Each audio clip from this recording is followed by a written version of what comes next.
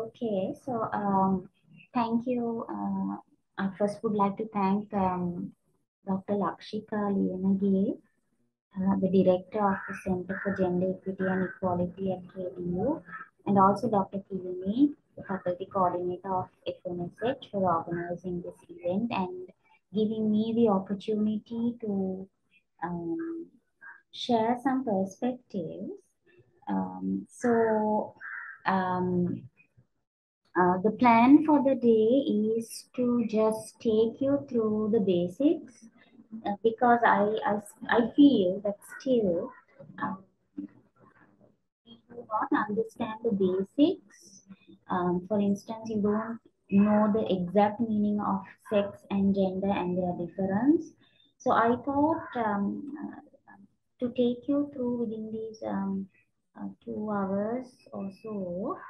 Um, um, on a journey where we would understand certain basics and concepts and try to understand thereby what is gender equity and equality.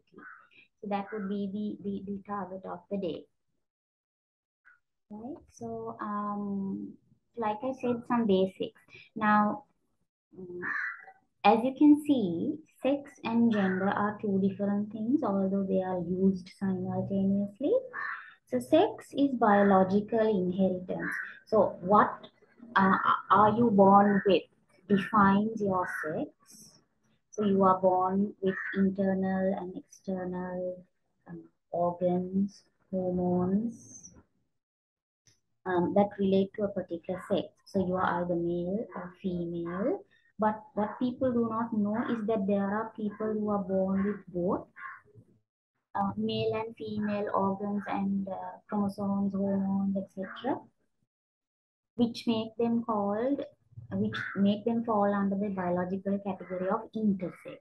So you can see that it's not just two opposites as male and female, but there are people who are born with both. Whereas gender is not something that you inherit by birth. It is something that is ascribed by society. So the way males and females, men and women, girls and boys work, relate, behave, dress, gives you a particular identity which becomes your gendered identity. So the roles and meanings and the behavior um, based on a particular male-female intersex um, denomination defines your gender identity. So you can see I've seen on forms on when you have your birth certificate, when you have your child enrolled in a school, and when you various other places where you have to fill in details, your biological details. You use the word interchangeably, sex and gender, not knowing that there's a difference, not knowing that there are more meanings than just male and female and more ways of identifying sex and gender. So, um, so based on this, if sex is biological and gender is socially ascribed, depending on the cultural behavior, the cultural practices, religion takes um, a hold on how men and women and males and females are supposed to behave. Um, there can also be people who transcend from one sex to another or one gender to another.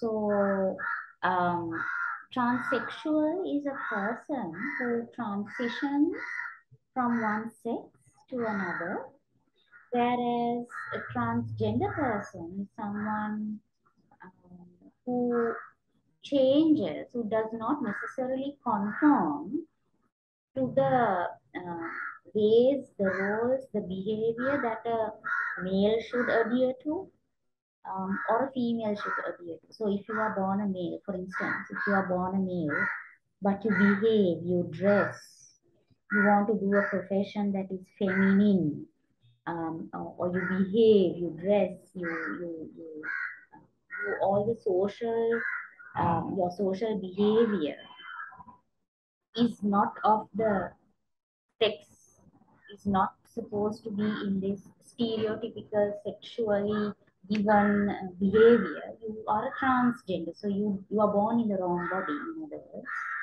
um, they feel that they have been born in the wrong body.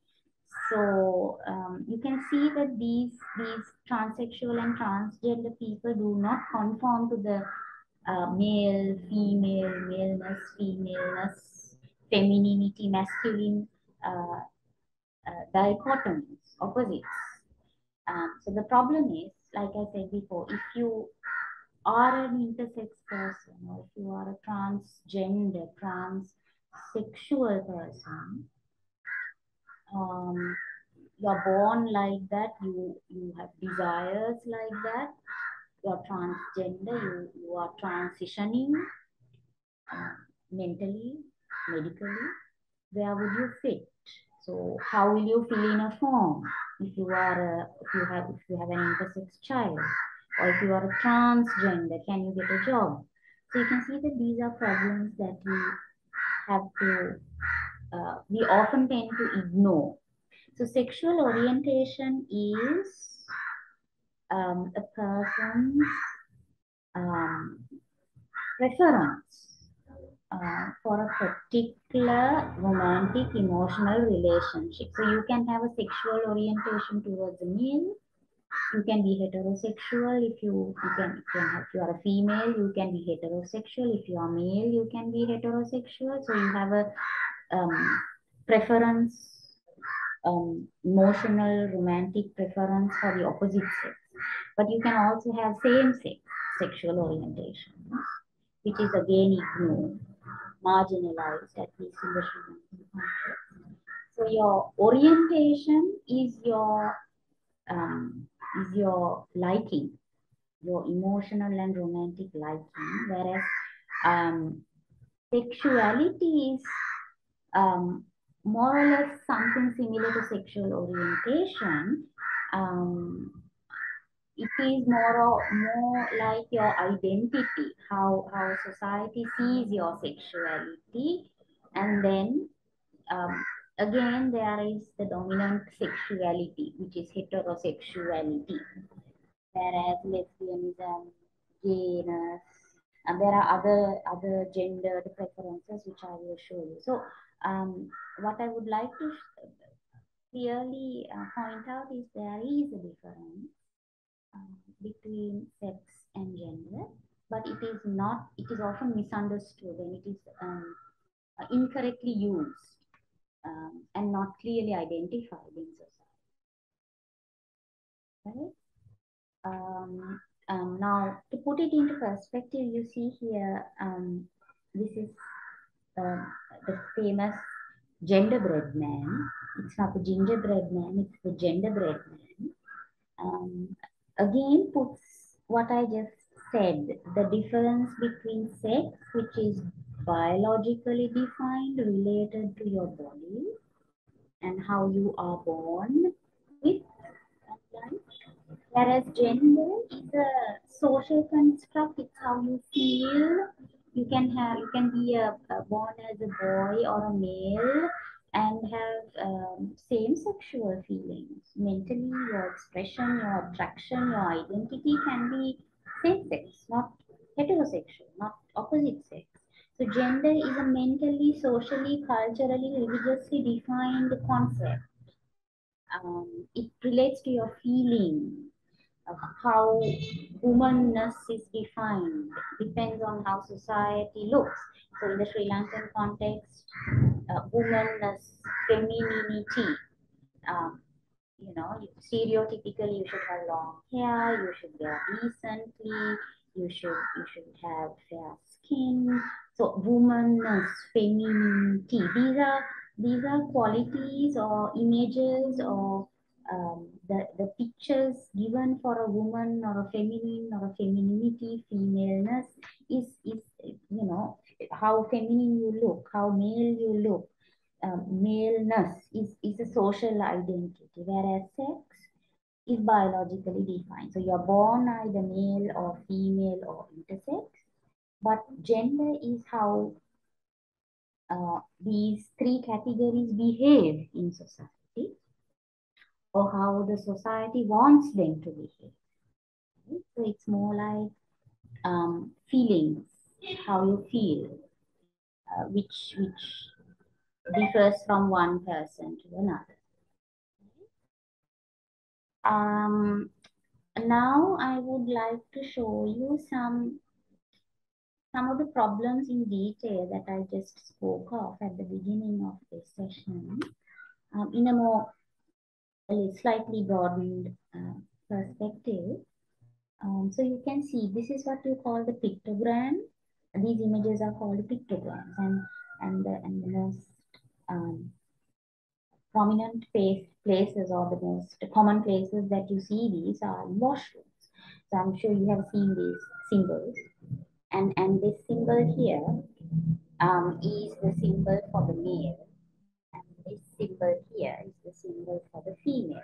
And um, you can see these are stereotypes. So the male is in blue color, obviously seems to be wearing pants, whereas the female pictogram is wearing a dress and is in pink color. So male and female, yes, but the gendered variation is that males have the blue color, females have the pink. If I put this into a more ordinary scenario, you find that um, now if you are visiting a newborn baby, you tend to gift the child a pair of, say for instance, a baby costume or a baby dress, which is in blue color if it is a boy. You would not buy a pink baby dress for the child if that child is a boy. And now why?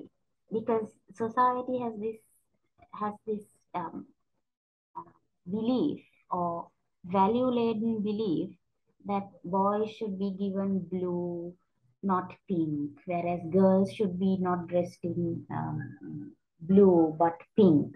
And then, it works for all the other things also. So will you take a gender neutral color? You can gift yellow to both, you can gift green, orange, those colors to both, but blue is for boys, pink is for girls. So this is gender, how gender works.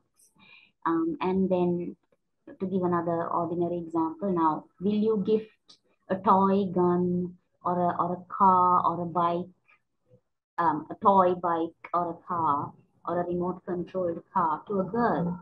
Would you give a doll as a gift to a boy?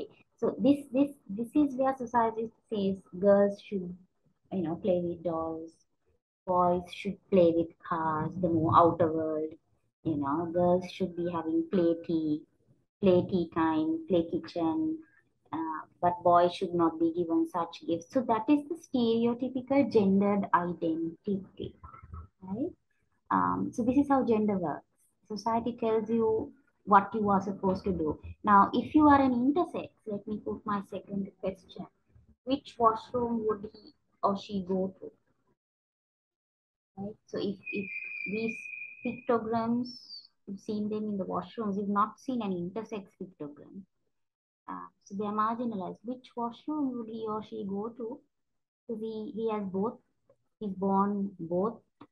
So obviously there's a problem. There are people who do not fall into these dominant stereotypical, and then society fails to recognize them. Um, Let me put a little bit more detail. So, like I said, there's the intersex pictogram. You see, the middle one has both, right? So, for instance, which washroom? If you have separate dormitories, you have hostels in schools, in universities, where would an intersex child go to? Let alone before that, I don't think such a child would be ever enrolled in a school. So because they would be inevitably be dropouts, because you see, you can't have transgender, transsex, intersex children in school. because schools are either having girls or boys or mixed. You don't have marginal people like intersex or transsex or transgender people. So problem. Society tends to exclude um, these societies, and we have forgotten, that atypical people are there. So that is a problem that I would like to show you. There's these binaries tend to drop out people. What about this image? You can see that there is a gradual change not only in the color from blue to pink. It's also, the pictogram is also changing, slightly growing into a male, into a female dress. So you have, so let me just briefly ask you, where are you? Are you a male? Or are you a female? Or are you any one of these? Where are you? Where does a person stand? Um, you can see that the drawing changes. So your behavior can also change. You can be transgender, transitioning. Transgender people do not transition from one gender to another overnight. It is a long, tedious process, mentally, physically, emotionally, um, you know, let me say tiring, difficult process because they are not accepted, their families let them down, because it is not the typical heterosexual or male-female identity. Um, Maleness, femaleness. Now you are born in the wrong body. You are born a girl. You behave like a boy. You have no boyfriends, friends as boys. Mhm. So, what about these other categories? Where do you stand? Um, everything is not black and white. There's a gray area, like the merging of two colors, and even within gray there are shades of gray. If you want black and white, even within black and white there are different shades of white. Say for instance, there's bright white, there's light white, there's dull white. Similarly, in the black color you can have pitch black, dark black, dull black. I don't know. You can have different variations. So why do we have these stereotypical versions? We have put people into boxes. You should be either this, you should be either that. Rather you are, there are different shades. There's a palette of colors and ranges of gender. That's why I have put the question mark. So where do you belong? Where do you belong? Where are you? Are you this complete blue or pink? And if you look at the last image, if you study the symbols and the colors carefully, um, so this is the typical male, masculine figure. This is female. Right? This symbol here that you see is transgender. That is why it's the in-between figure. So you have male, you still have male in you, you still have a female in you, you are transitioning from one to the other, you are a transgender. So you have all three in you at one point. Your aspirations are transitioning, and you are neither here nor there, you are both here and there. So it's very complicated. The moment you put people into boxes and try to identify, um, you are discriminating, you are marginalizing, you are ostracizing people. And you see the pictogram itself has changed slightly. You can see the half dress, the half male. Um, but you can also be a male. You can see this male pictogram, this male figure is pink in color. So your preferences are pink. Your preferences are towards the female uh, preferences, although you are a male. And interestingly, the last one is the opposite way. You are a female, but you have male aspirations. or you can, if you're a male dressed as a female, you can read it either way. So my question is, what happens to these? Does society, is society always the stereotype? No. So there we have our problems.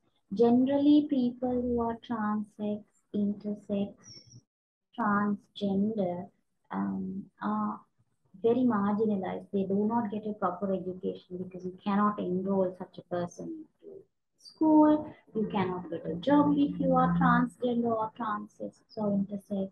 It's very hard because people tend to let you out. You know, they don't want a different person. So how far do we tolerate difference? Um, is an aspect that I would like you to think. People do not like difference, you know. But if you are gender sensitive, you should be more open-minded to have all these parties in you, and like and accept, include them in your domain. Now, I'm pushing the argument further by showing this map to you. Further variations of gender. So the first four I assume you'd know. So the LGBTQ plus that we know has grown into LGBTQQIAAP. So you can see there's a vast array of terms, people, humans, individuals who are going through a lot of processes other than being and showing maleness traits or femaleness traits. Masculine and feminine are not the only existing dimensions of gender. So the first four you know, right? And then you also have transsexual, like I explained, someone who is transitioning medically from one sex to another. So it can be surgically done or it can sometimes naturally happen, but you need surgery to completely convert from one sex to another. Queer is the umbrella term for the various dimensions that you saw here and on the previous slide. So the queer community means the umbrella term for all the different genders, basically. The LGBTQ plus is that question that you see here, right? Which is, now I told you that this transition phase is a long time, or even before you transition, you might start questioning yourself or someone else of his or her sexual orientation. Who am I? What am I? What do I want to be? Who am I working towards? Are you transitioning from a sex? Are you transitioning from a gender? So there's this questioning period of in a person while they are emotionally and physically, you know, converting themselves. So there's a questioning period in everyone's life, even in us. I assume we are all heterosexuals. Even in us, we have this questioning period. In our adolescent life, we had it. So what am I? What am I going to be? Am I, even in our childhood, how feminine should I be? How masculine should I be? Etc. So this questioning period. Intersex, you already know. One who has an anatomy of both. Interestingly, an ally is a person who supports. Ally is a friend. The word ally means friend, and ally is someone who supports um, the queer community. So there are people who are not belonging to the queer community but support them. Those people are called allies. Asexual is that you do not identify um, or feel a sexual desire or attraction to any group of, you're asexual, you are away from all of this, asexual. Pansexual is like this panoramic view. a person who experiences all kinds of um, sexual and gendered identities across. So you relate to all around you. You pan around, panoramic view, right? Asexual is you keep away from. You have a neutral you stay away from all this.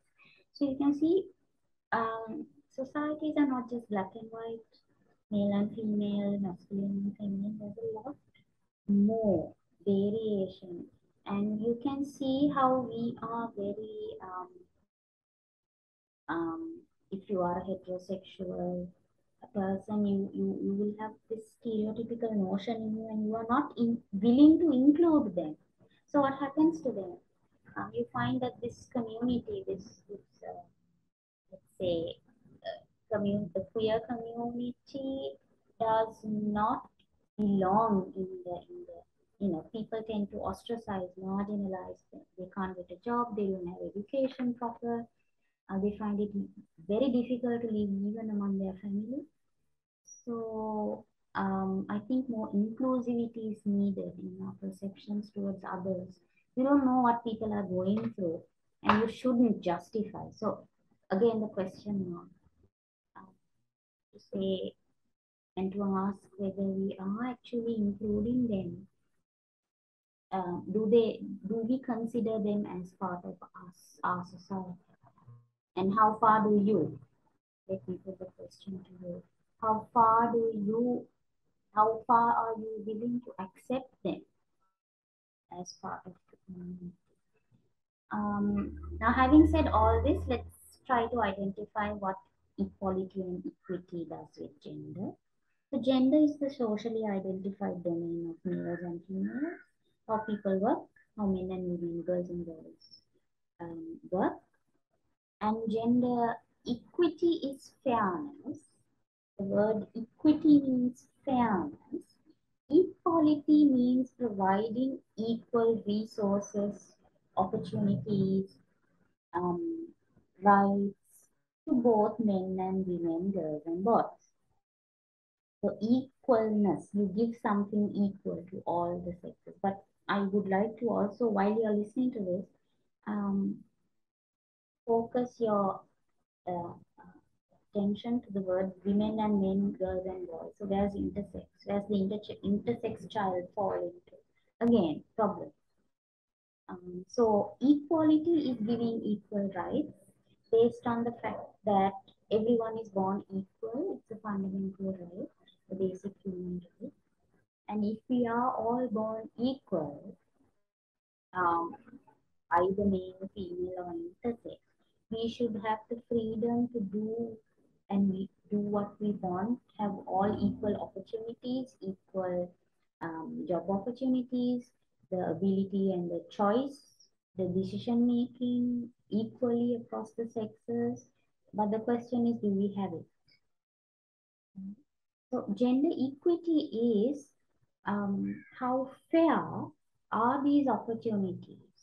How fair are these chances um, of, of, um, of getting across to men and women? Say, for instance, if you are a girl, how free are you to marry who you want? If you are a man, do you have much more freedom, at least in the Sri Lankan context, to marry the girl you want or the woman you want? Um, in terms of the divorce cases, equal divorce rights. So if a man has filed for the divorce, still there is prejudice within the jurisdiction to prefer if the man has a family and dependents, a wife and a depend and children dependents. It's very hard for a man to get a divorce. But if a woman um, requests for a divorce, has children, and for some issue requests for court divorce, there is a tendency where the jurisdiction still sees the woman as a victim. But marital rape can happen for a man as well. The man can be victimized. But there's this social belief that the woman is always the victim. Now this is how gender works. And then there is the equity for the men. So that I'll be talking more about this as I go on. So you see, society works in particular ways of thinking patterns, which affects opportunities, equality levels, etc. And this is a problem. We, there are different ways in which this function happens in society, and it's different. Say, for instance, gender equity and equality in Sri Lanka is different from gender equity and equality in the UK or the US or any other developed country. Um, so, like I said, social conditions, whether you are a developed country or not, religion, religious wise, ethnicity, race, income matters in how equal you can be to the opposite sex, how fair you are treated in society, etc. Now, to put all this into some kind of a very a picture which you can easily identify the difference. So equality is not equity. That is something we need to very clearly identify and understand. So you see, in this image, equality is like equally, the boxes are given equally. So you give something equal to all the individuals here.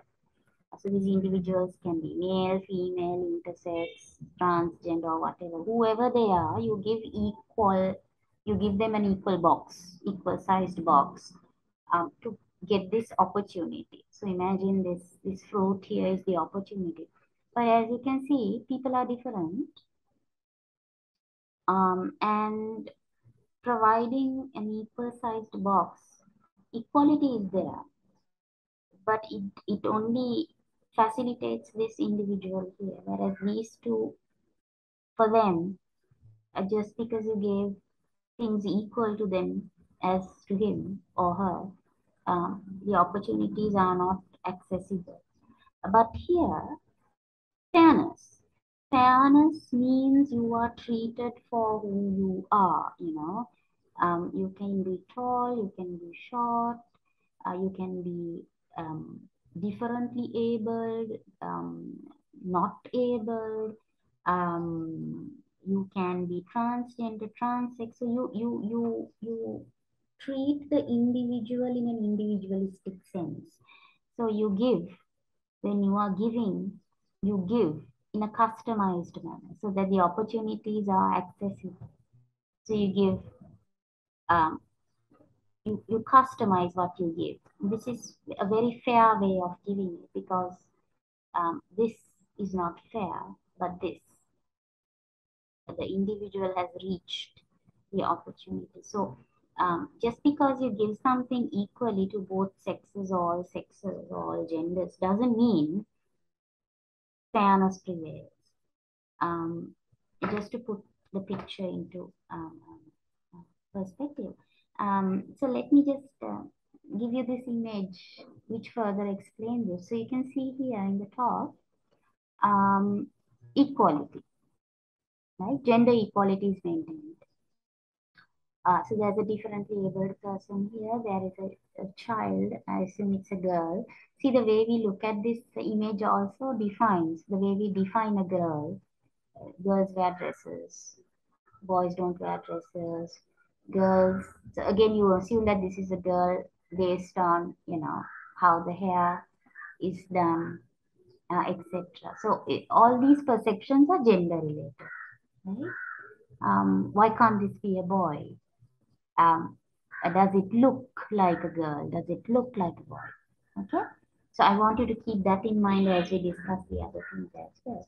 So you can see here that an equal sized bicycle is given to all these individuals. If you look at the facial expressions, only she is happy. The child is not happy because this is too big for her. And obviously, this man here is also unhappy because he's a differently abled person. He cannot use this kind of a pedaling bike. But if you customize this, and you um, give it to the three individuals, right? You see that all of them are happy now. You give a customized fair donation of bikes, if you want to say, and all are happy here. So this is where equity prevails. Equality is not equity. Just because you give something doesn't mean it can be equally accessed, right? And this to reach equity, you need to be more open-minded. You need to be more sensitive, inclusive of the difference in people. What society fails is in that sense, especially in countries like Sri Lanka, is that people do not see difference as individuals. We don't look as individuals as different, unique in their own circumstances. We tend to compartmentalize and try to fit everybody into one, two, or three domains, which is very wrong. Yeah? Now, in terms of measuring gender equality or inequality, there are several measurements. You have the gender equality index, you have the gender equity index, but what I am going to take is the global gender gap index. Why? Because it combines both equality and equity. So the gender gap index compiles statistics based on these four sub-indexes that you see. So there are ways to calculate eligibility for being considered in the global gap index. I'm not talking about those. So countries need to um, uh, have some eligibility criteria in order to be calculated in this GGGI index. I'm not talking about those. So those are the basics. But if you are calculated into the GGGI index, these four sub-indexes are being taken into account, upon which the global gender gap index is uh, um, calculated. So economic participation and opportunity is one pillar. Educational attainment is another pillar. So Sri Lanka has a very high educational level statistically, um, and I think even in reality it has a very high educational stat figures in the country. Health and survival, let's see how this functions, and political empowerment. So these are the four pillars, the sub-indexes which make up final global gender gap index. And the reason why I'm taking the GGGI index instead of any other index is because it not only shows gender equality, it also shows gender, not only shows gender equality and inequality, it also shows gender equity and inequity, all four. Right? Now, let's look at some statistics. So, as you can see, I've brought statistics from the year 2022, which is the latest. The 2022 statistics are out of the GGGI, and I've also brought 2020. Why? Because I think it's very interesting to compare pre-COVID-19 GGGI workings and ratios rates with the present, because the scenario COVID has certainly affected the four pillars. So this would also give us how COVID affects gender differences, right? How men and women have functioned in these four aspects. So I brought the first four top ranks and the last four. So in 2022, 146 countries were eligible to being considered in the GGGI, whereas in 2020, 153. So you can see that COVID has certainly affected, right? Because in pre-COVID era, 153 countries have been eligible, whereas now 146. And you can see the first three countries are more or less the same. Let me also tell you how to read the statistic. So the score is calculated um, within the range of 0 to 1. So if you have a figure like this, 0.908, which is very close to 1, there is said to be a very small gender gap. So if your figure is closer to 1, you have less gender gap between men and women, males and females, boys and girls, male and females, working in society, education, health and survival, political empowerment, etc. So, as you can see, Sri Lanka in 2022 has got 110th place with slightly more than 50%. So it's closer to 1, 0.670. So the gender gap is um, less than 50%, to put things into perspective. So if you want to look at the 2020 rankings, you can see the rank has gone down, right? And the gap has slightly widened. So I assume that COVID has had an impact. Right? So 0.68 in 2020 has gone down to 0.67. Even the first place, Iceland has remained the first. In 2020 but they have increased the figure, which means the global gender gap index, the gender gap has decreased because their statistic has increased. But in Sri Lanka, the statistic has decreased. The statistic has decreased, which means the gender gap has widened. Right? So this is how you read it. And you can see that the last three countries are countries which have issues. So Afghanistan has a lot of war. It's suffering from a continuous reign of war, terror, religious extremism. Iraq has problems, yeah.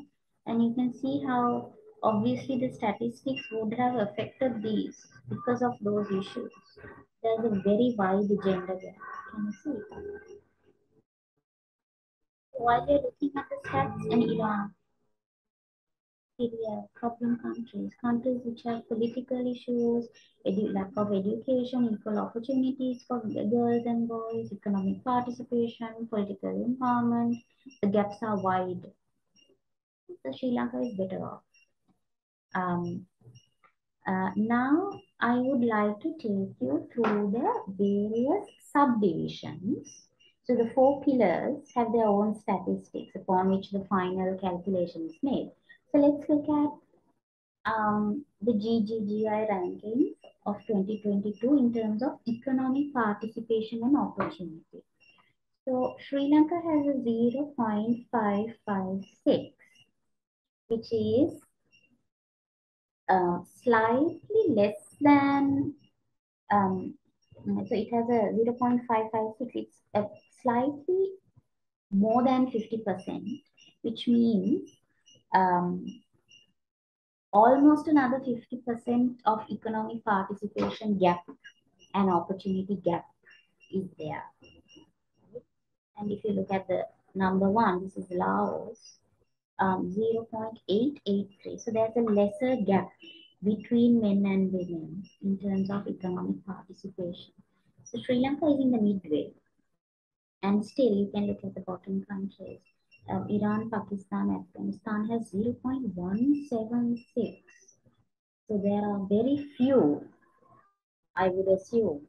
The gap is very wide. And that there's a huge disparity between men and women in terms of economic participation. We can be labor force, as very few females, I suppose, because it's a dominant Muslim country. Religious extremism, war is there, fundamentalism is there. So there are issues in that country which makes the gender gap huge. in the last position, right? And it's interesting to compare the 2020 statistics with this. So in 2020, Sri Lanka's position was 126. So obviously the position has become better. And also you can see the statistic has slightly gone down, very slight, um, gone down. So that is the line goes down. So I think that um, um, economically there's 50% of more work to be done to reduce the gap. Um, yeah,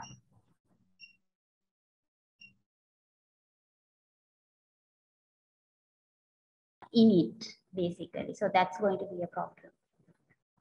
And in terms of educational attainment, you can see 21 countries have got the level of 1, rank 1, score 1. So it's gender gap is 0, gender gap is closed. So you say there's gender parity has been achieved. Gender parity and gender equality are used simultaneously, but gender parity is a measurement of gender equality. Right? So when you say 1.000, gender parity has been achieved or gender equality is supposed to be fulfilled. And you have 21 countries in position 1, whereas Sri Lanka has very close, a very closed gap, right? 0.98. And if you look at the 2020 statistics, almost the same. The rank has increased, but the statistics, the score remains the same. So COVID has not much affected, I suppose, education. That's something that I'd like to look. So interesting to watch how COVID has affected us in this way as well. Health and survival, the third pillar.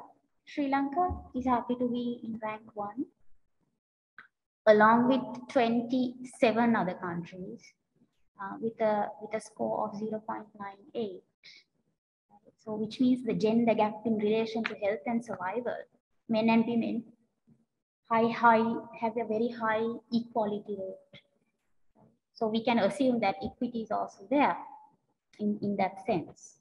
And if you look at 2020 statistics, in 2020, there were 39 countries in the first place, including Sri Lanka, and the highest score was also 0.98.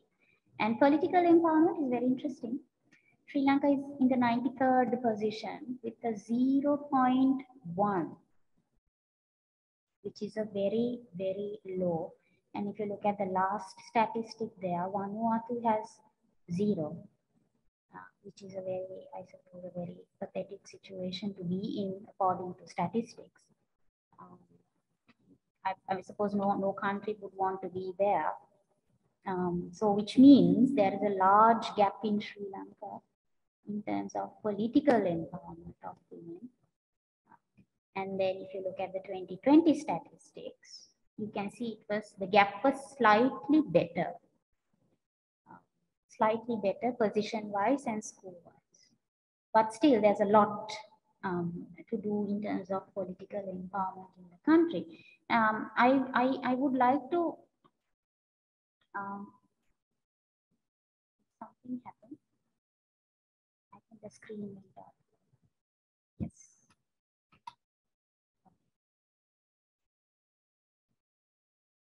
Can you see the screen in the slideshow, or what can you see?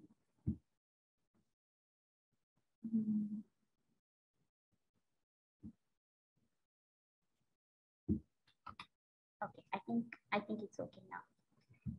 So I would now like to show you some statistics of the country.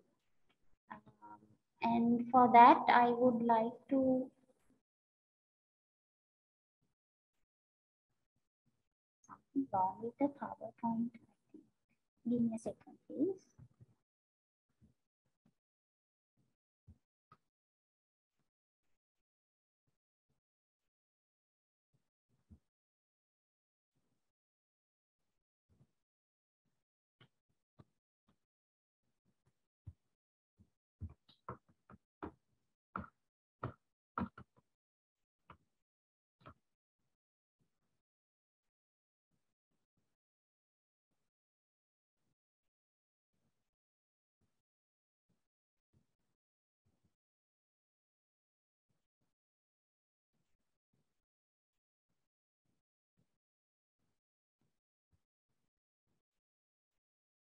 Okay, so I'm going to share it separate as a document separate because it didn't work from the PowerPoint. Sorry about that.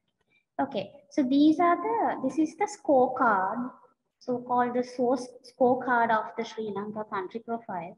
Now, what we just said was here, you can see this diagram puts all things into a pictorial, an image kind of a diagram which is very easy for us to look at. You can see that the educational attainment has a very small gender gap, whereas political empowerment has a very large gender gap, equally large but lesser than the political scenario is the economic participation and opportunity plus health and survival.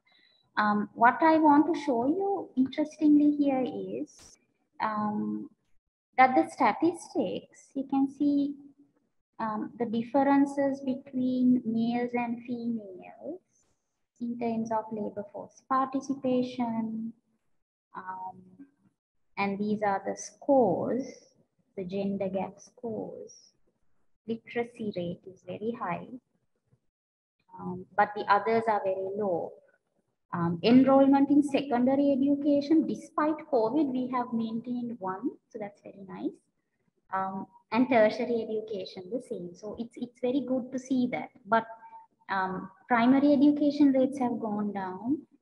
As we know, the children were affected. Parents couldn't send their kids to school or lack of facilities to do so during the COVID period. So maybe the rates have gone down because of that.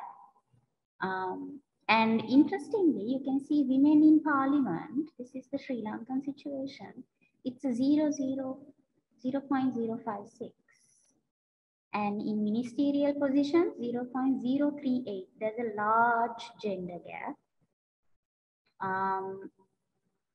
And then something else I would like to show you is the lack of statistics for gendered, the male and female versions. You can see not applicable.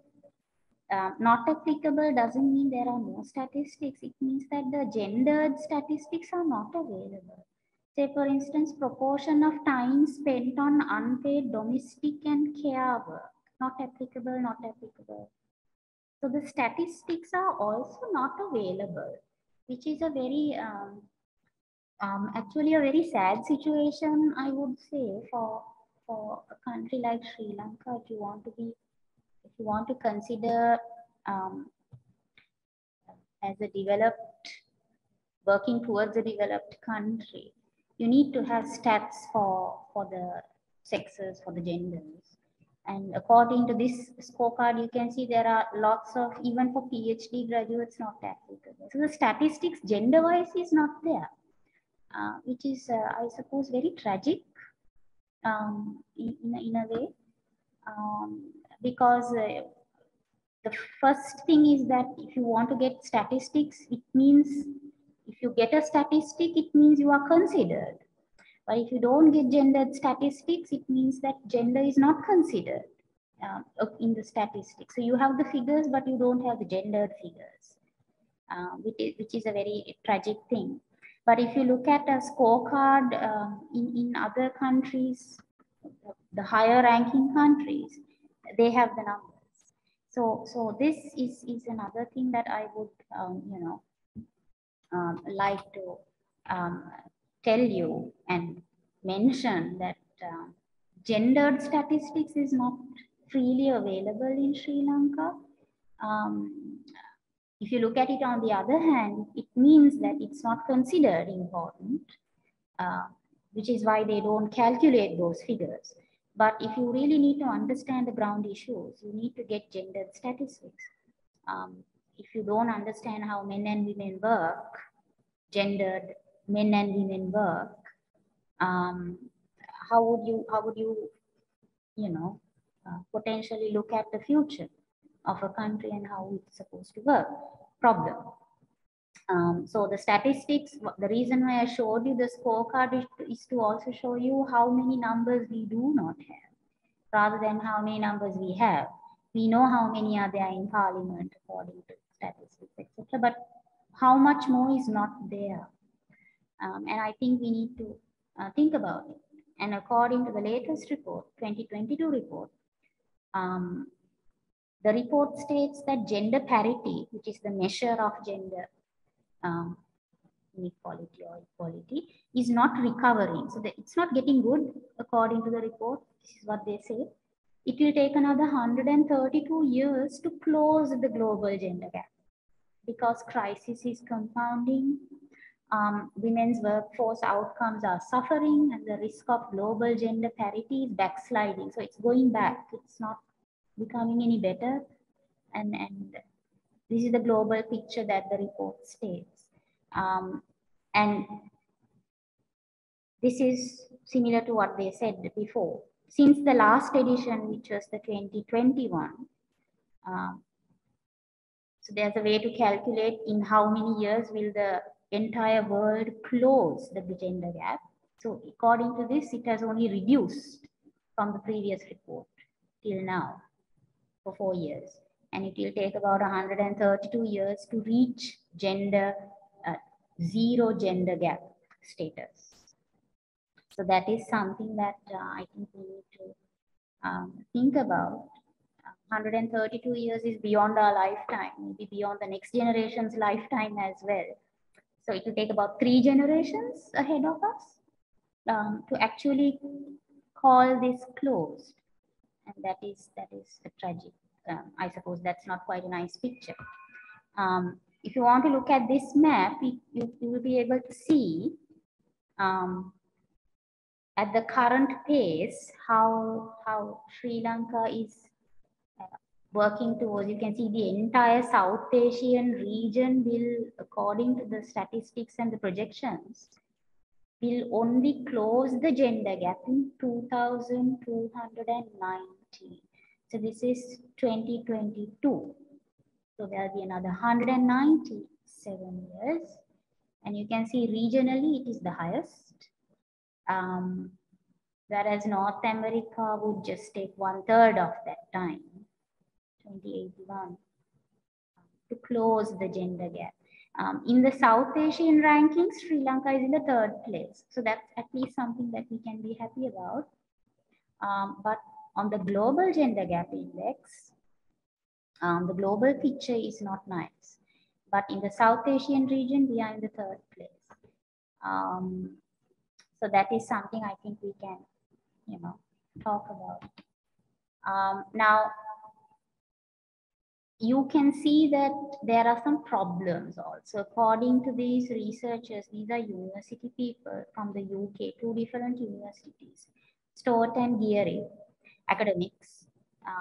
They have done this study on the global gender gap index, pointing out certain problems in the index calculations. They say that the CGEE favors women's rights and has actually oversighted men and boys. So these are the problems that are not considered according to their study. So there are disadvantages that men and boys face in schools, harsher punishments for the same crimes, legal punishments even in schools. So there is a tendency where boys and men are not, so that's unequal for them. So there's no equity in that sense for men and boys, and nobody talks about that. And they are not. That's not calculated in the CGEE, unfortunately.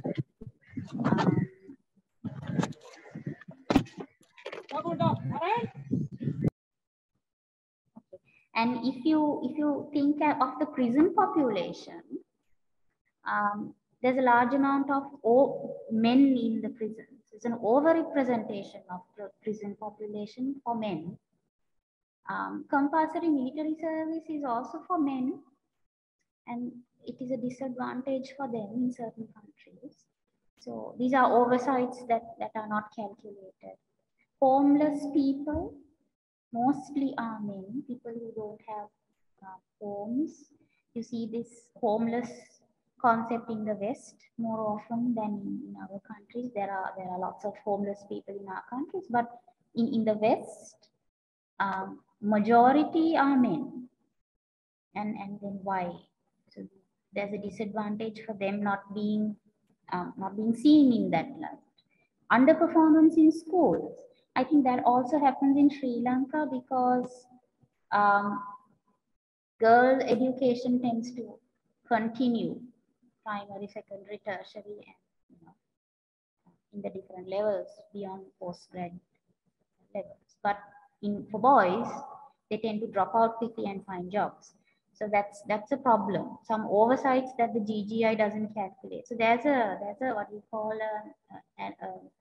a charge against the CGEE, according to these two researchers, that these issues are not considered,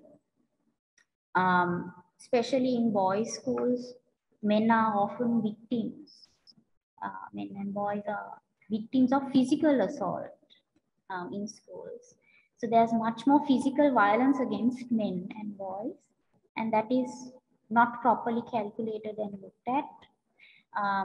So if there's a risky occupation, if you have to go for mining, if you have to go for front war, it's always the men and the boys, the young youth men, which has a tendency to go into the risky job. So that is a disadvantage for them.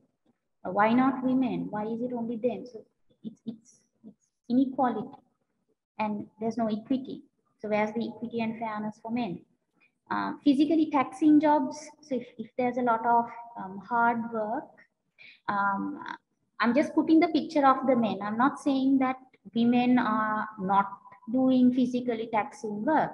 If you look at the road network, in the dead heat, you see women working equally, taxing themselves like men. So, but what I'm saying is that in the calculations, they are overrepresented in risky and physically taxing jobs, like in the military, the front line, mining jobs, occupational hazard related jobs, which have some kind of a danger, the men.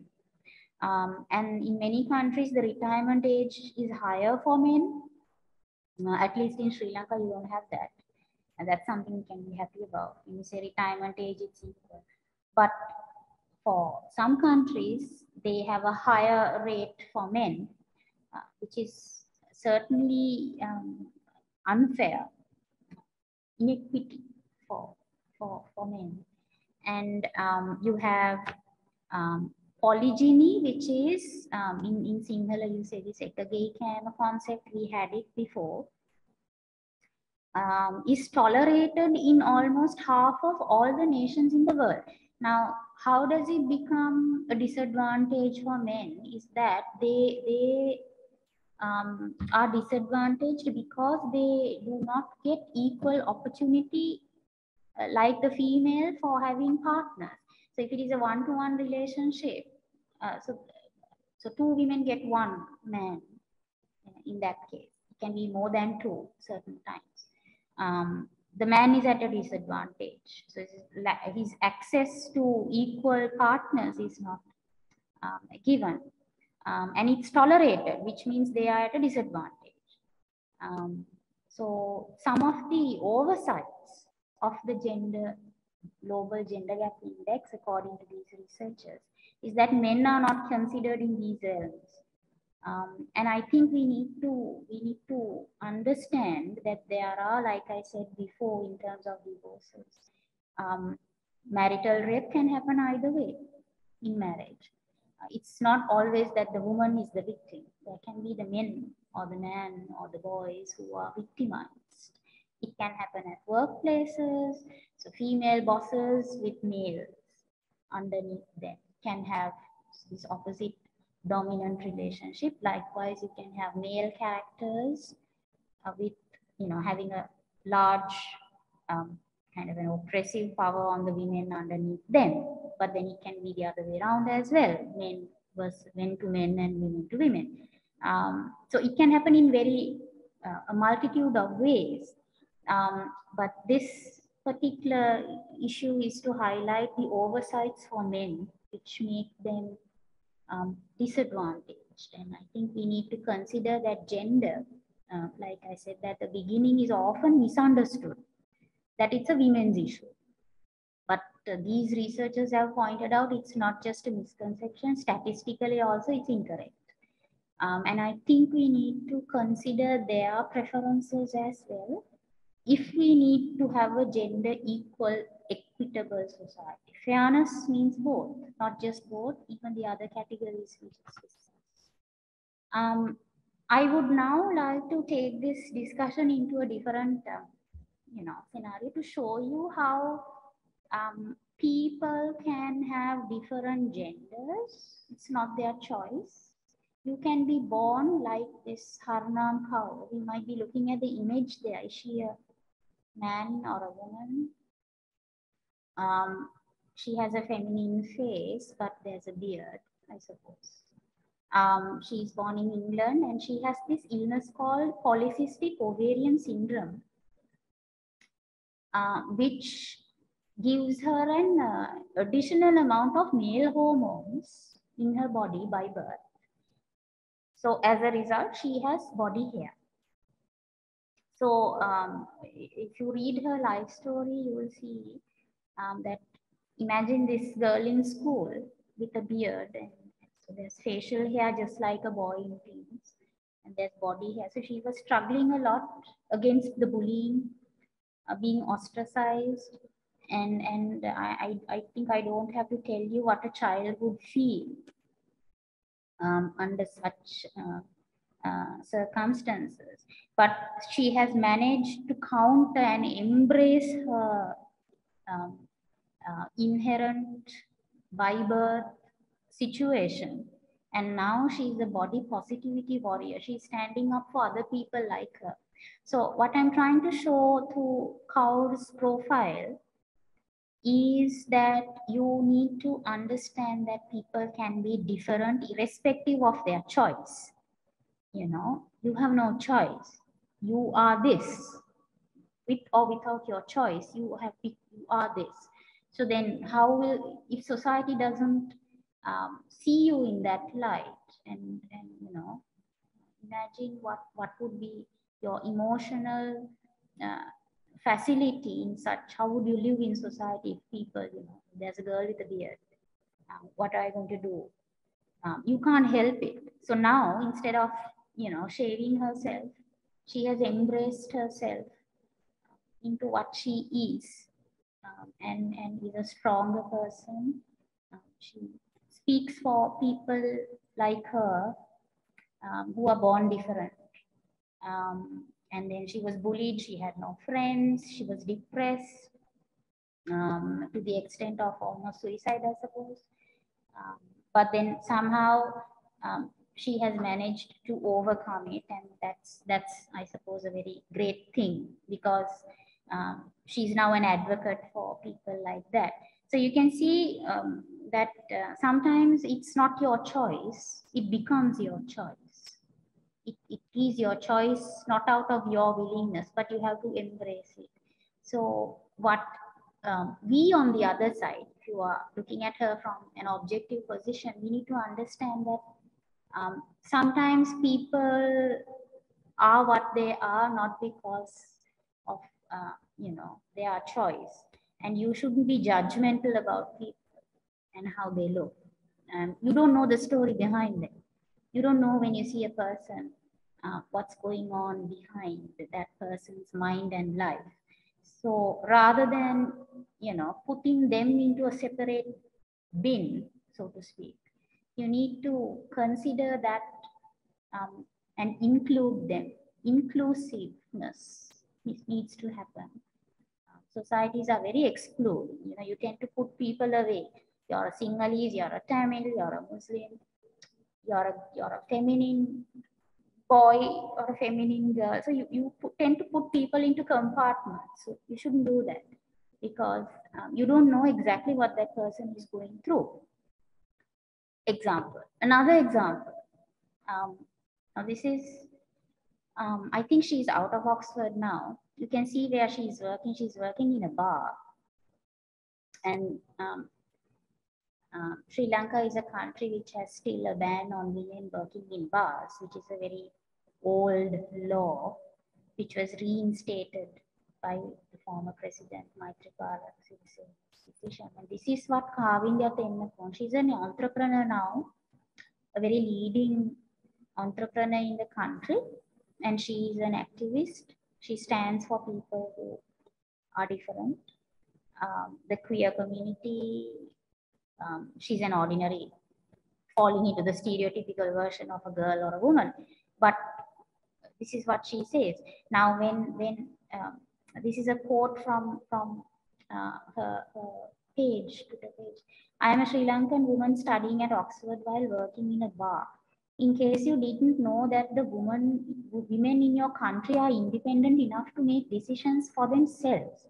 A young girl was gang raped 2 days back. Focus on the real issues. Your sexism can wait. This is actually what she said to former President Maithripala Sirisena's decision to reimpose an age-old traditional law which banned women from buying alcohol or even working in a bar. It's a ban. It's illegal. What do you call it? Illegal for a woman to work in a bar. I'm not saying that you need to work in a bar. Women need to work in bars, but then where's the equity? Where's the fairness? Why is it a law in a country like Sri Lanka? Is it because of Buddhism? Maybe that has had an impact on this ban as a Buddhist country. So this was her response at that time to the decision to reinstate the law. It was reinstated by the Gazette, and this was her reaction to it. And that's a picture of her working in the Oxford bar. So she was part-time working is normal in other countries if you are a student. So this was what she did. And today I think she's out of it and she's working. And then ultimately you end up doing what you want. If you are there to please society, you will lose your life. And life is not to be suffering from other people and their looks and gazes. Life is to be lived. And she's an example of that. And then her bold statement to question that was something that I would like to share with you. And I think you may have seen, I will call her. This is Bhumi Harendran. This is the first Sri Lankan. She has got her citizenship as a woman now. Born as a male, transgendered woman. Born as a male, but then, had feelings of to dress and behave like a girl, and now fully converted medically, mentally, physically into a woman, and the first person to be so. But if you can read the Sinhala, you will see that there was a period when the parents, she ran away. I'm calling her she because she's legally a she now. You can't call her a he. She ran away from home because the parents didn't like the way she was dressing, etc. But then now, and she's an advocate for the queer community, including the LGBT, and now the parents have started to accept her for who she is and for who she wants to be. And she's an advocate for supporting others who have similar transgender aspirations. And we need to not you shouldn't laugh at them and look at them awkwardly. It's just uh, that you need to consider it a natural feeling, just like you as a man or a woman have attraction to the opposite sex. Um, you are born in the wrong body, like you saw earlier. So what can you do? You have to live your life in the way and the mind that you want. So there's a lot of catching up for Bhumi Harendran to do. There's a period in her life that she lost everybody. And then she had to relive her life. So it's not an easy struggle. It's like going upstream. Um, so the difference has caused her a lot of problem. There's a lot of cost in being transgender in this country still. Nowadays it's more open, but then still in educational institutions, I don't think they will have a place unless they set up their own schools or universities. Even for universities, I don't think you can still enroll if you are a person like this. How would the administration take you in the problem? So in that sense, our society is liberal is the question that we need to ask in terms of gender outlook. Furthermore examples, on the left you see a Sri Lankan and a foreigner, their wedding, which was held in London. You can't have gay marriages in Sri Lanka. So they're legally married. At a time, there was this documentary that Arita Vikramasinghe said that, when you are in the UK, if you are having black skin, you're ostracized. But in London, you welcome lesbian and gay marriages. So your preference is to be with a male. You're a male, your preference is to be with a male. So they say that, he says that it's natural, it's not anything abnormal, just because the dominant is heterosexuality. So they had to go there and marry because you can't legally get married. And these two, Hash and Umanga, are they're a lesbian couple, social design entrepreneurs. And at an interview, I saw that they said that it was very hard for them to get established as entrepreneurs because of their personal relationship with each other. But it took them such a long time to convince. So the issues in the job world relates with the private world. So the private versus the public. There is a statement which says the private is also political. It's not just the public world, all the life is political. Your private life also becomes very politicized because people come into your private life and make it their politics. But now they are very happy. Now, I brought a video to show you that I would like to play. It's a discussion that they had with Pulse, the magazine, Hash and Umanga. So they are expressing their feelings on the process of how they came out with their preferences, how they felt, how were they treated, and let's watch it first, and then let's have a discussion after that. I'm not sure whether I have enabled sounds for this. Give me a second.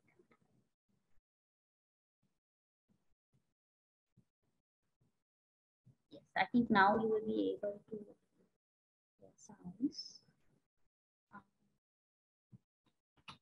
Yes. Okay, so I'll play this and let's watch this. It's a 5-minute video. And I would like to ask you to focus your attention on what they say. So look at them and how they feel, how they felt the experience.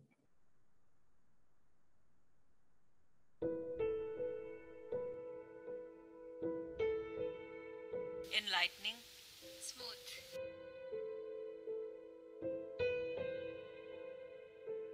I would say my dad, Michael Jordan, and Steve Jobs.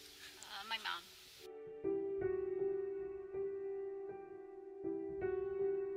Whether you're LGBTIQ or whatever, you are always different to each other, and people will always try to find some fault, or there'll be hate. So just don't let it get to you, because if you let people get to you, that's gonna stop you from being who you are, and really going to slow your progress in life. And also your happiness, I Yeah, would say. yeah. And for your relationship, I think always willing to listen to each other, the other person, and Understand each other. The stronger you are, better you get at facing facing all all the these challenges. challenges.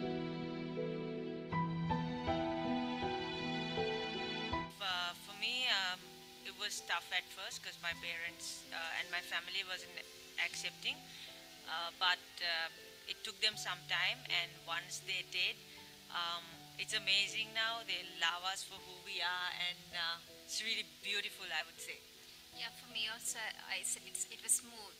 So for like was like it wasn't like hash. I didn't drop the bomb all of a sudden. She never came out. So I slowly educated them about this, so they had time to adjust, and now they're really proud of us. They love us, so it's amazing, I would say. Yeah. One thing we've learned over the past few years is that people who love you for who you are will always stick by you, and they are the people who matter. So we've lost a lot of friends, we've lost A lot of opportunities. opportunities, and maybe clients as well. But we would always stay true to ourselves, and we would tell you all to do the same, I guess.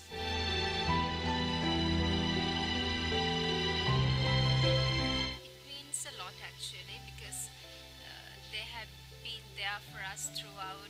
They support us. Their positive energy helped us a lot, Yeah. and And also, when we were struggling, we had few people to look up to, and they really inspired us to be ourselves. So, yeah, they mean a lot to us.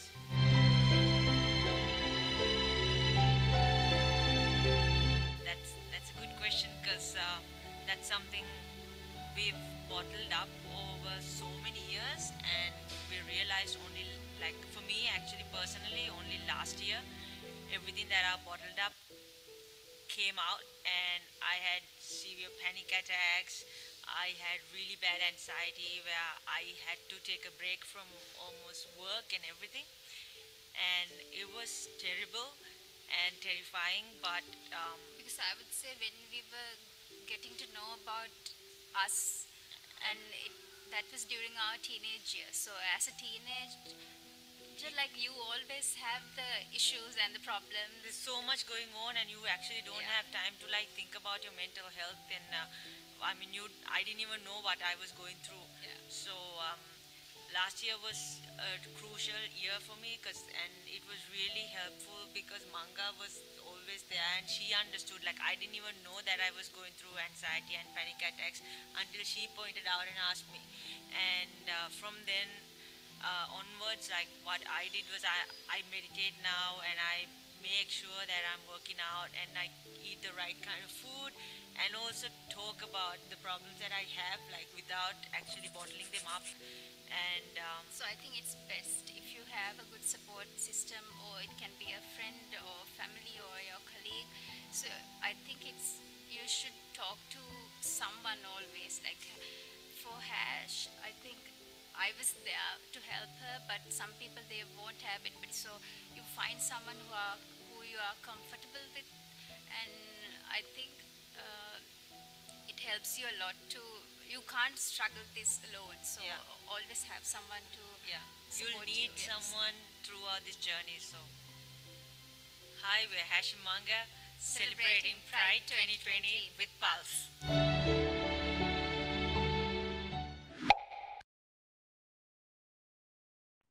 Okay. Um, I'm not going to talk about the video much because I'll leave you to contemplate on what you saw, and maybe we can discuss this at the end of the session, which is going to finish very soon. Um, Now, I'm throwing you some images again about stereotypes and what they do to us. So just let me ask you, would you get into a three-wheeler which is driven by a woman? Or have you ever seen a three-wheeler driven by a woman? There were certain projects when I was working in the women's organization which actually empowered women by giving them three-wheelers and training them for three-wheel driving and forklifting. So that was very interesting. This is about a decade ago, but then um, that was the start. And those were rural women who had no sense of, no empowerment monetarily. And that was very relieving for them to get some money on their hands to manage their issues. So with money, you get your independence, and all the other uh, things come when you have money on your hand. Your independence, you can spend on your own, you don't have to depend on someone else. You become more independent. So that is actually a cultural shift. So you become also an income generator in your family, or maybe the only income generator in your family. And these four ladies at the bottom underneath the three-wheeler lady, you see, it's only very recently that the first female pilots came up in Sri Lanka within the last 5, 6 years, I suppose. But in other countries, they were airborne before that. So why is it late for us? So the assumption is that a woman cannot fly a plane or what? Or certain job specifications, even within the military, are restricted. In the Sri Lankan army also, you still don't send out um, women into frontline battle. But in other countries, there's no difference as such. Gender and even transgender people are accepted in the US military now. That's a big change and a big opportunity for people, uh, that prevents people, transgender people, from dropping out from society. So broaden the margins, include them more in, and I think Sri Lanka still has a long way to go to come to that stage. And if you just look at the picture, you know who they are. So why is it just women as housemaids? Whereas if the men go out, they go for uh, occupational jobs like driving, forklifting, mechanics. So this is skilled labor, whereas this is unskilled, would you call it? Um, yeah, so I mean, you don't like to call them that derogatory term housemaids, but unfortunately, this country's bedrock is based on the tea plucking Tamil women and the housemaids that send the income into the country. So the hard work. So if you go to the tea estate, you can see how men and women work. So the men are in the places in the factory where you uh, weigh the tea leaves. So that big bucket that those tea plucking ladies carry on their head, it weighs an immense amount, so that they wear it on the head and the neck. They have spine and back problems because of that. It weighs so much, the basket itself. So when you put in the tea leaves, it becomes worse. And in the dead scorching heat, in the morning hours, you have to pluck. And that's physically taxing work. But the men are in the, um, in the shelter of the driving vehicle or in the factories with the machines. So then there's equity there. Yeah, in the case of the three-wheeler woman, again, there's equity there. Like, why would you think twice to get into a three-wheeler which is driven by a woman? And then, you have these specific jobs in Sri Lanka. Say, for instance, um, Engineering has more boys, nursing has more girls. Um, why is there such a division? Teaching has more women. Um, art subjects have more females. Um, why? So, and it affects your seeking for a partner in marriage. People, when they hire, they look at your gender and your sex. Certain employers believe that a male is good for this particular job. Now, do we have to think that way? Why can't we give the chance to a woman three-wheeler driver in a bank as an official position instead of having the usual male fellows? Why not? Why don't men go as housemaids? The housemaid term doesn't have an opposite term even. Housemaid. I don't know what you would want to call the opposite. There's no opposite even. It's fixed for one section. And this job, would you see it like this? So this site is normal, but this site is not normal. Yeah? And even this. Um, to show some more figures. Now this is the first Sri Lankan Airlines woman captain. Now you are familiar with this picture. You see the air hostess. Air host is not the dominant picture. Air hostess is the dominant. Okay, I think there was a problem with the connection. I'm sorry about that. Let me share the screen. So we were on this. So what I was saying is, certain jobs have this image that it should have a woman or a man. More interestingly, where would you fit in transgender or transsex? Would they ever get a job like this? I think no. And you are more familiar in seeing an air hostess, but not a captain of the plane like this lady here who says, it does not make a difference whether you are a man or a woman when flying. The circumstances don't change. The weather is the same and the aircraft doesn't know the difference. Very interesting. Um, so yes, and again, it came too late when, as in the West, their airlines had more women in the context. So society works with preferences. They would prefer certain things.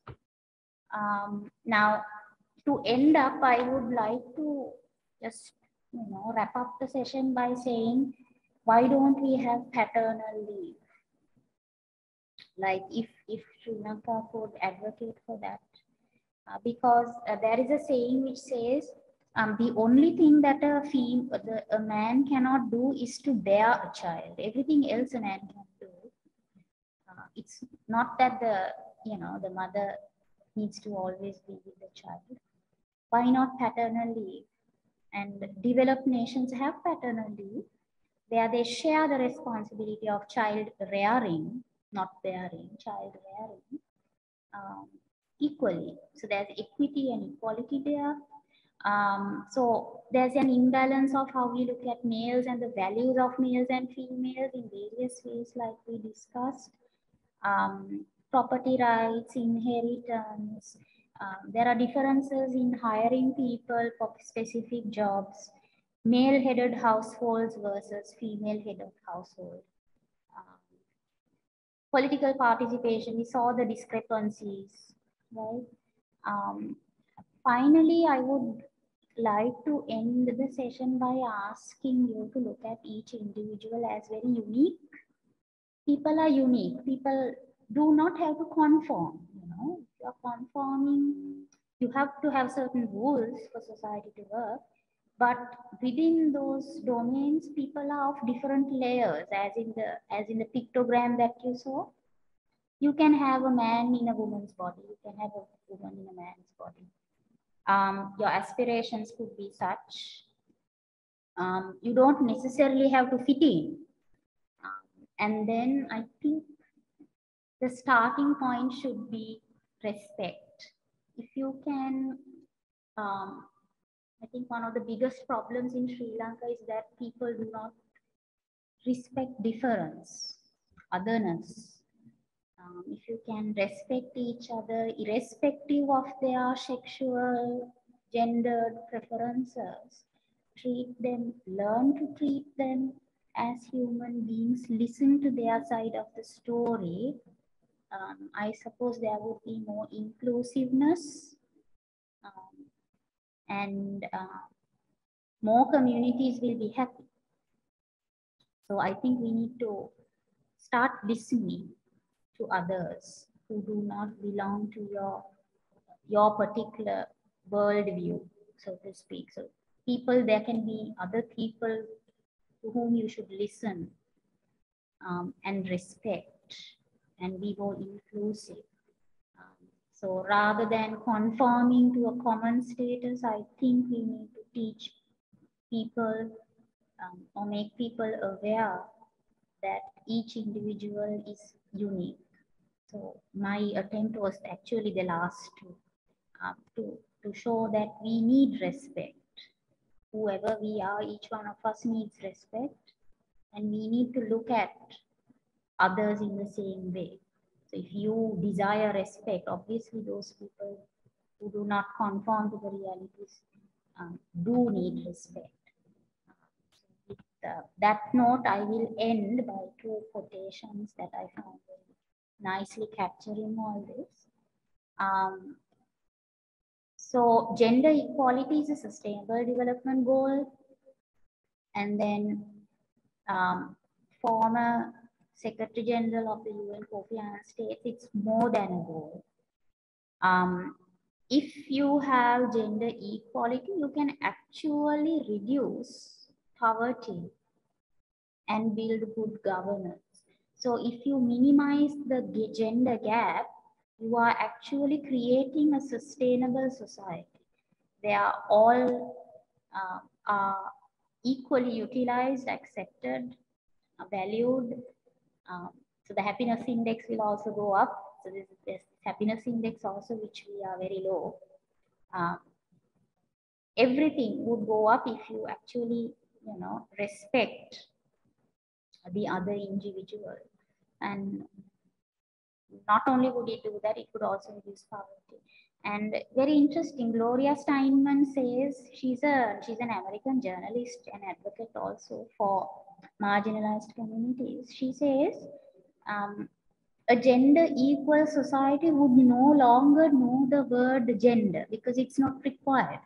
We are actually talking of gender because there is gender inequality and gender inequity. Why do we talk of gender? Because there are issues. So the moment the issues are diluted, the word will not exist. So it's very nice if you can have a, world without gender problems. And I hope at least I would have, planted a seed in each one of you to think differently, to look at people, give them opportunities if they are different. Um, and with that, this is my reference list. I would like to end. Um, so um, I think now is the time to discuss. If you have any discussions or any insights that you would like to share. Um, yes, thank you.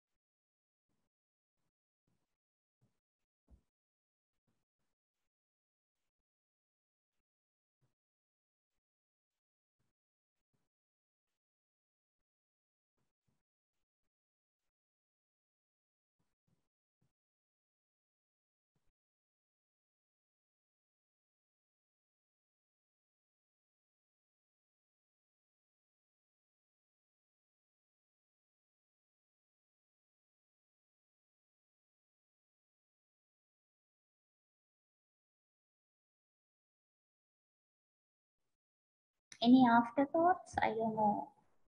Maybe we can start on that. We have about 15 minutes. Any afterthoughts on what you saw?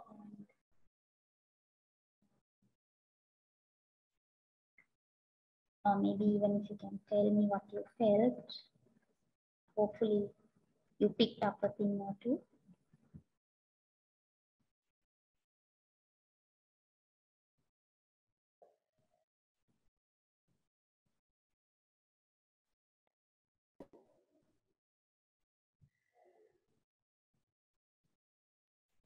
Yes, madam, I think you want to say something.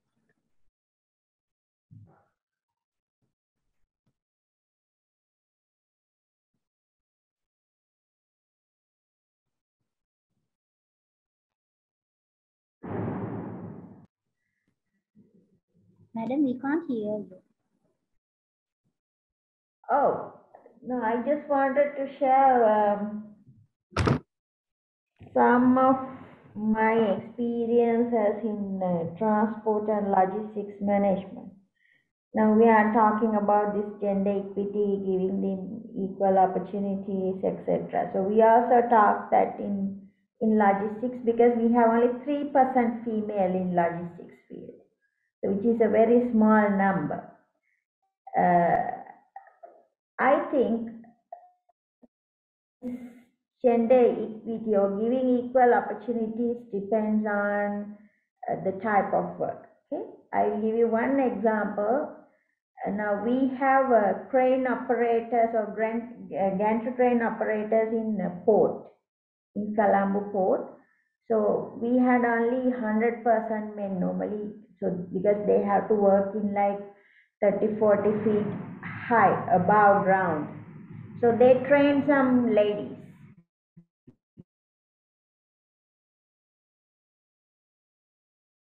For women as well. And then on one Women's Day, and then they were introduced to this.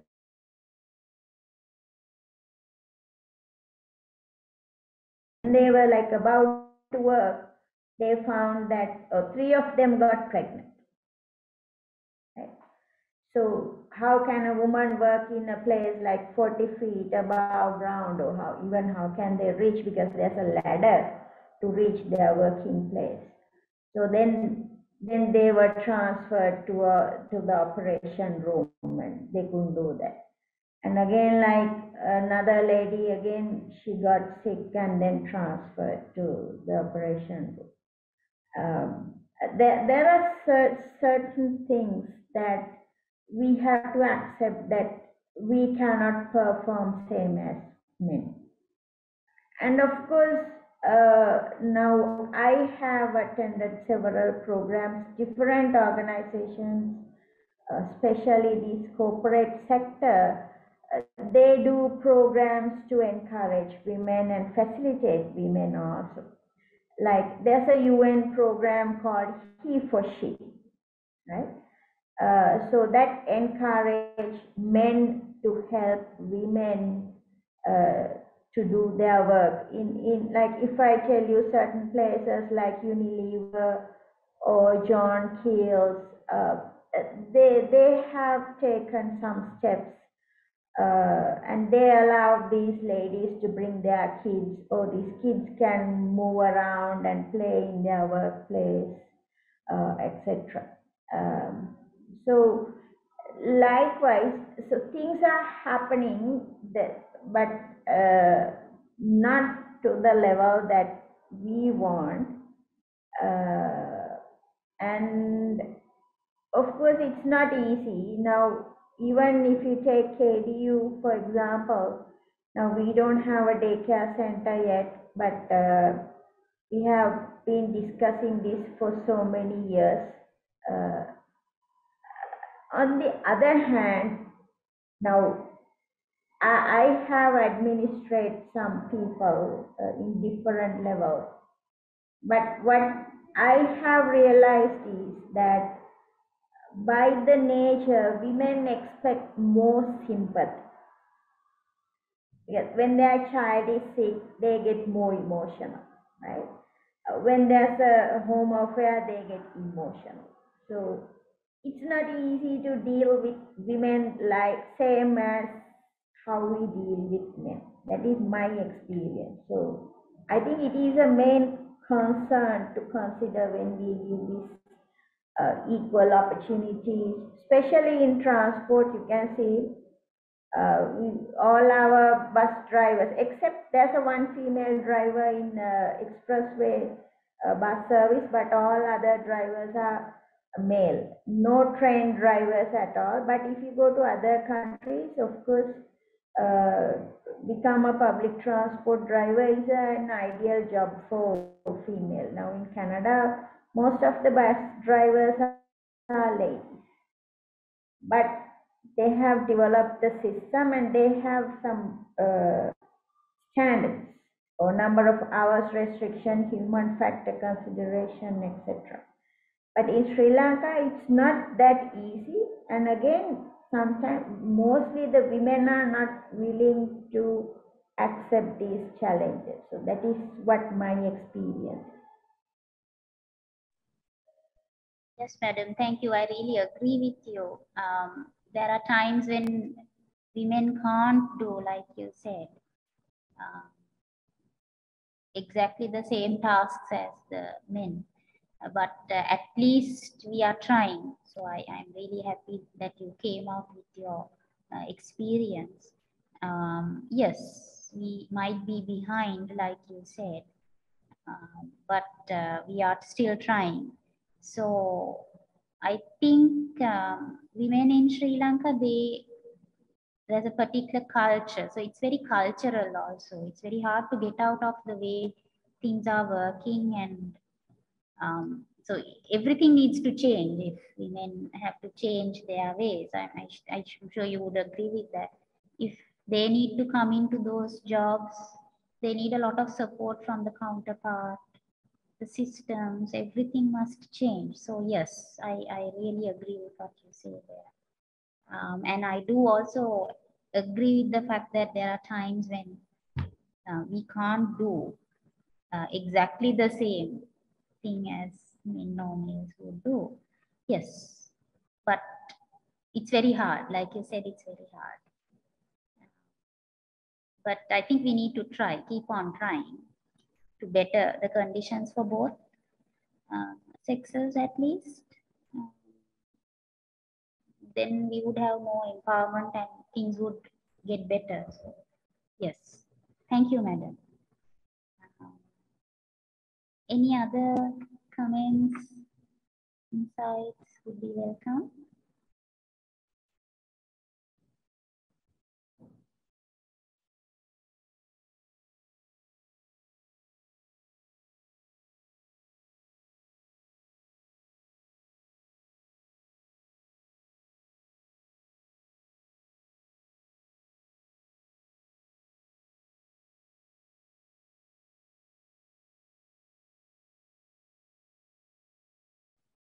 I'm not sure if Tilini is here. Tilini, are you there? Miss Krishanti, Yeah. right. Yeah, she just asked me to to come in and just thank you for this. And it was indeed a very fruitful and an interesting session.